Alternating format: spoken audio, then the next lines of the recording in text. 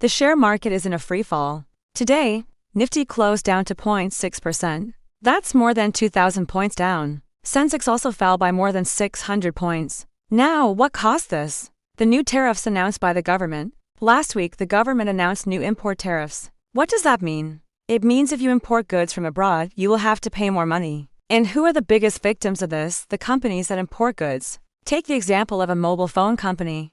Let's say it imports parts from China. It then assembles those parts in India and sells the phones in the market. Now the company has two options. Option no. 1. Continue importing parts from China and pay higher tariffs, or option no. 2. Move the manufacturing base to another country, like Vietnam or Thailand. In this way, they can avoid the higher tariffs. Which companies are likely to do this? Companies that import more than they export.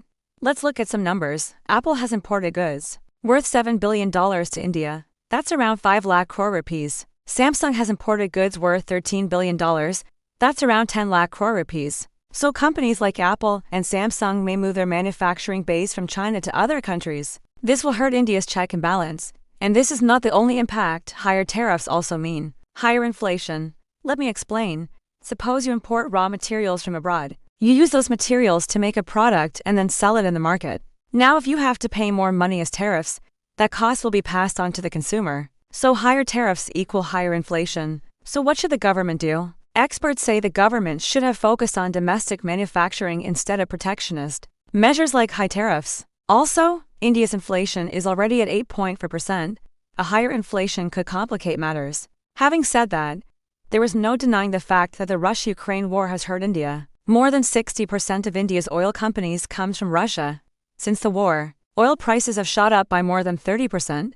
This has put pressure on the Indian rupee. In fact, the Reserve Bank of India has already spent $66 billion to defend the rupee. So the government is under pressure to reduce the import bill. And that's why we saw the increase in tariffs. But is this the right way to go about it? Should India have focused on its own manufacturing instead of slapping tariffs on top of tariffs? We debate this on the show. Let me tell you one thing for sure. The path to economic recovery is not going to be easy. There are multiple challenges and each one is more daunting than the last. For now, the markets are in a free fall. We can only hope that things turn around soon.